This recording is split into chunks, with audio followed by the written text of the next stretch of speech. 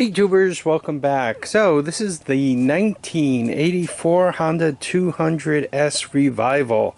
First thing we got to do is do something with the square tires, right? Dragging this thing around is just not good for me or anyone else. Where would I get a tire? So we were in this shed recently and I remembered this tire. Well, this tire doesn't look exceptionally healthy. And it's old, right? What is that? Whamulous? RW Whamulous? Yeah, I'm thinking that tire might be all the way back from 1982. So we're gonna pass on that one for now. Now I haven't been in this shed for a while, and I was remembering I put a bunch of tires up on the shelf here.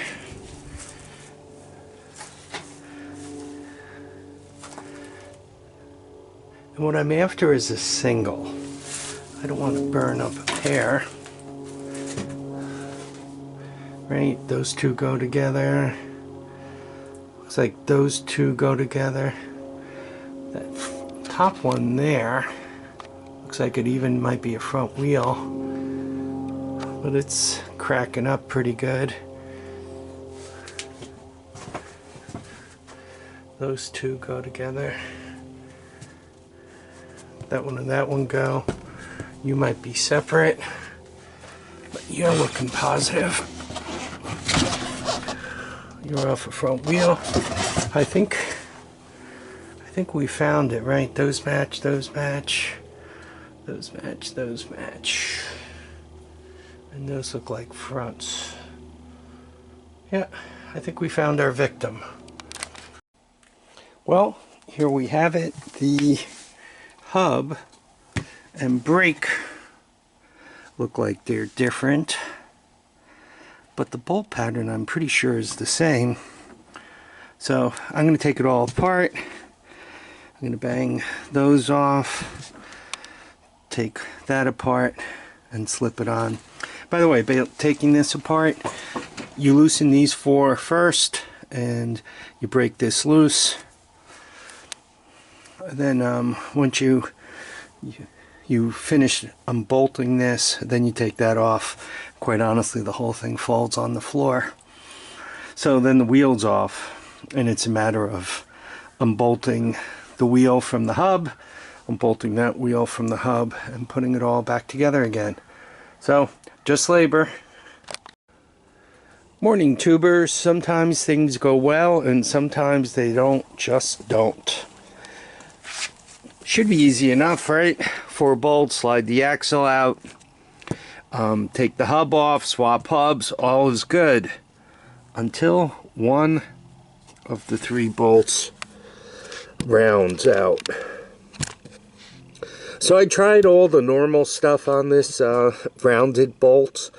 I tried tapping a socket onto it that was one size too small. That didn't work. Instead of using a 6-point socket, I went to a smaller 12-point socket, tried tapping that on. That didn't work either. So, what I'm going to try to do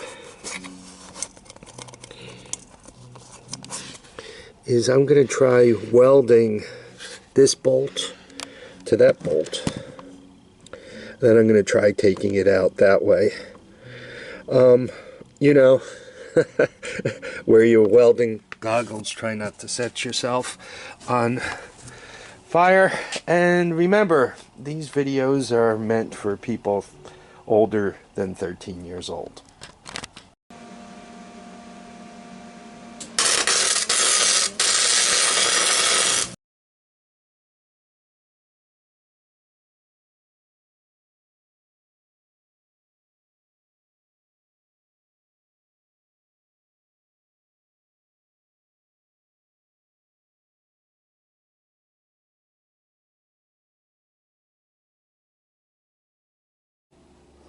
I just want to say, sometimes things are easy and sometimes they just are not. I had to work on I had to work on that with the Dremel tool or the end of a dental tool. So that was just plain painful. Anyway, it's going together now, and this thing hopefully is rolling in the next few minutes. So this might not seem like such a big deal changing the front tire, but boy, what a battle it was. Turns out this fork moves, right? This one does not. So as you're trying to put it together, you kind of have to, I kind of had to thread the axle into that, get the brake in the right place and so forth. And once I did that, now this side wouldn't go on. So then I had to kind of work it back and forth to get that side loose enough to drop into place. You know, trying to preload this and slip it in, it just wasn't working out.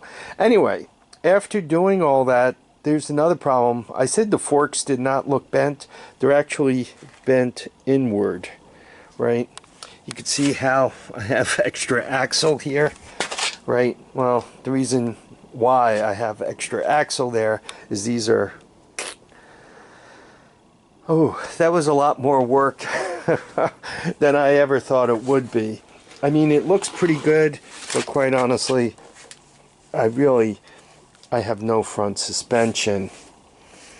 And, you know, unless there's a fork change, that's not coming back. I warned you guys that I was going to look up some prices on eBay. And it looks like a set of front forks, give or take a little bit, somewhere around $100, right? And I'm going to use that number, give or take $100. The recoil starter is give or take a little bit, $100, depending on what kind of condition you're chasing down a starter in. And the seat is give or take $100. So you might get the seat for $80, the recoil for $100, and then the front forks for $120, or, you know, $80, $100, and $120. So it's approximately $300 worth of forks, recoil, and seat you need to finish this. And you still need to do something with the gas tank, right, Mr. Flaky over here? So if you pay $300 for this thing, you're on your way to $600 very, very quickly.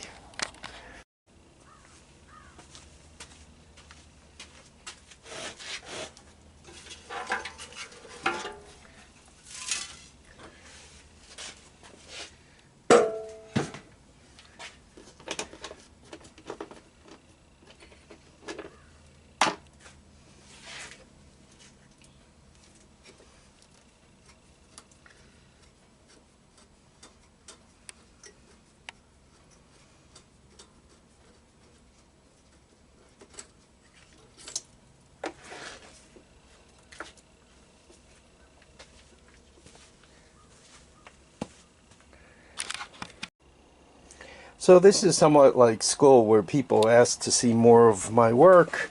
And what we did, obviously, is we got the gas tank off, we took out the carburetor slide, and we took off the top of the air cleaner box. This isn't one of those fancy mesh air cleaners. There's supposed to be foam wrapped around there. But that is an OEM, the center of a metal one, OEM one. So I don't think this thing's been messed with too much. This bolt to get the gas tank off did fight me a little bit, much more than I thought. I thought, quite honestly, it was going to break.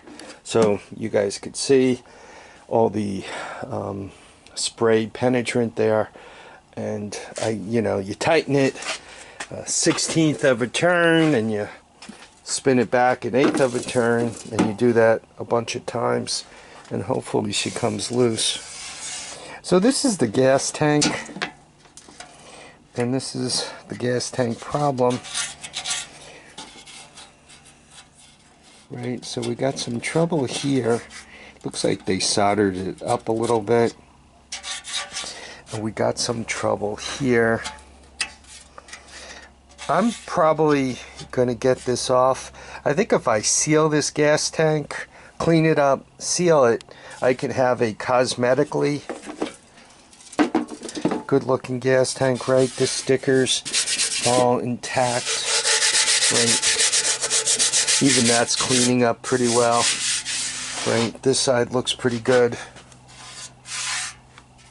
Even with some creativity, I can probably, I don't know if you guys could see, but this is kind of dented in. Somebody used their manhood to dent the gas tank as they slid forward. Probably when they bent the forks to dent that up.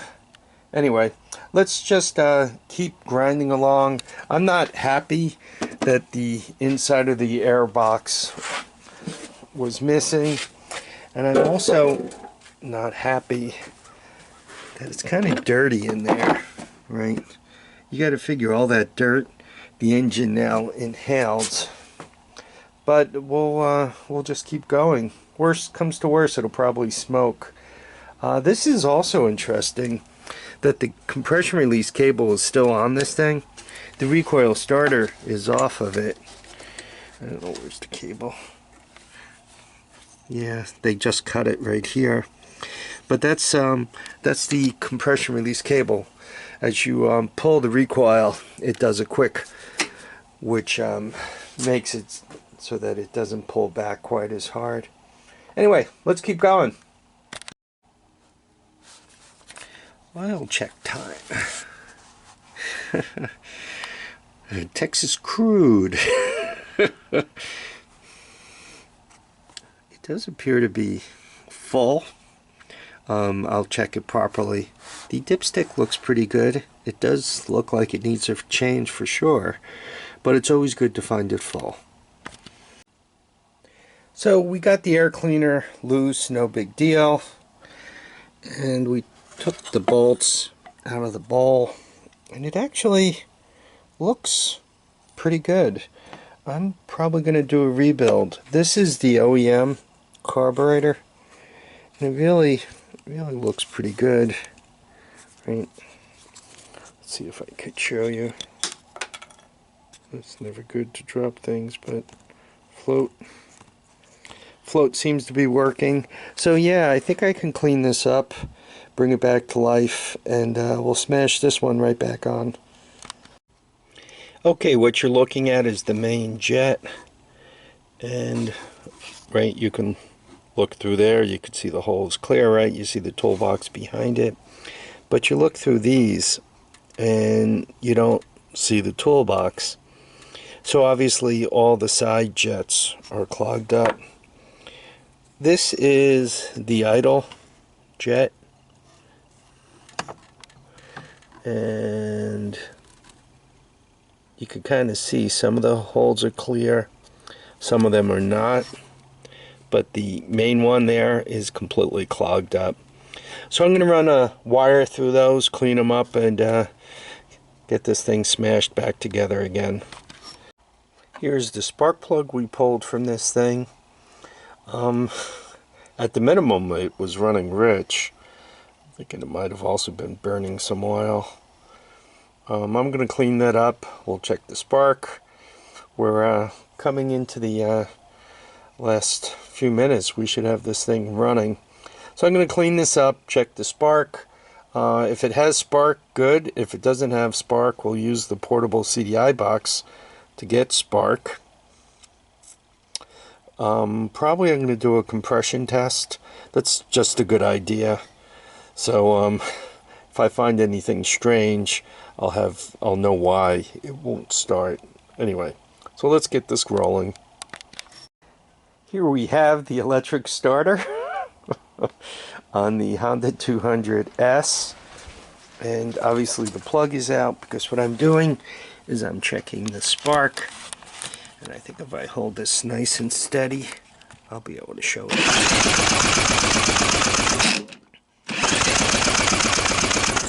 I think you guys can see it's happily sparking along.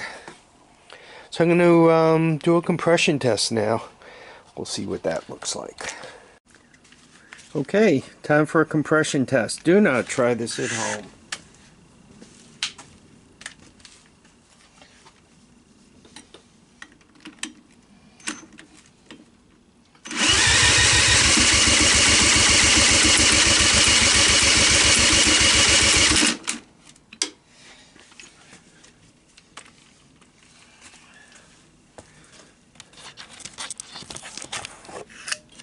So, this is a dry compression test. I did not put any oil in there. And you guys could see there's no carburetor on it. So it came up around 100 psi.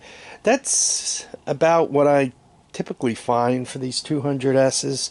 So not too bad. If I dump some oil in there, I'm sure it would go up to 120, 130, 140.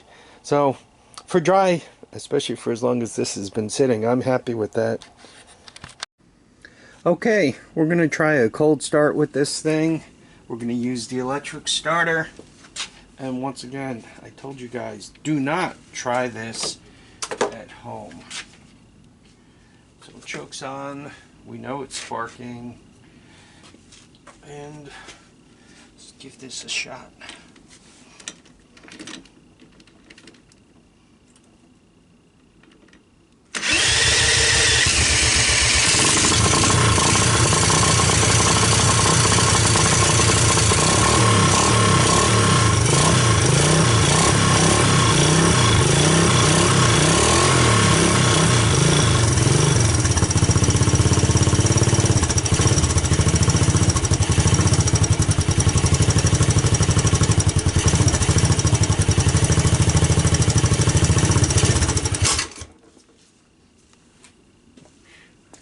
Okay, I'm impressed.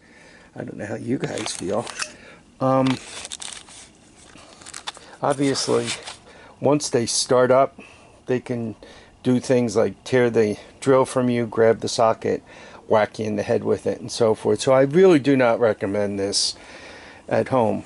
But we did get it to start, and I'm happy with that. It actually sounds great. I couldn't be happier. You guys don't see any smoke back here. Another good sign. What's left is putting enough of it together to get a ride out of it. Also, I mean, this thing's obviously going to be a rider, and we'll get a ride out of it. But to keep this thing useful, I really need to change those front forks. Once again, recoil. Some kind of air cleaner on that carburetor. Got to fix the gas tank. There's still quite a bit to do here, but I'm happy. Whenever I hear one of these engines start, I think to myself, well, I got, you know, $250 to $350 worth of engine sitting there. The exhaust sounded good, right? Once again, no smoke, no bad sounds. I couldn't be happier. I'm going to end the videos here for this guy. When you see this thing again, hopefully you'll see me wearing the GoPro camera, and we'll take it out for a ride. I want to thank everybody for dropping by to watch and comment and subscribe. Please share this video with somebody else who you might think could be interested in it. Remember, keep your feet down, your heads up, and get out and enjoy each and every day. Bye now.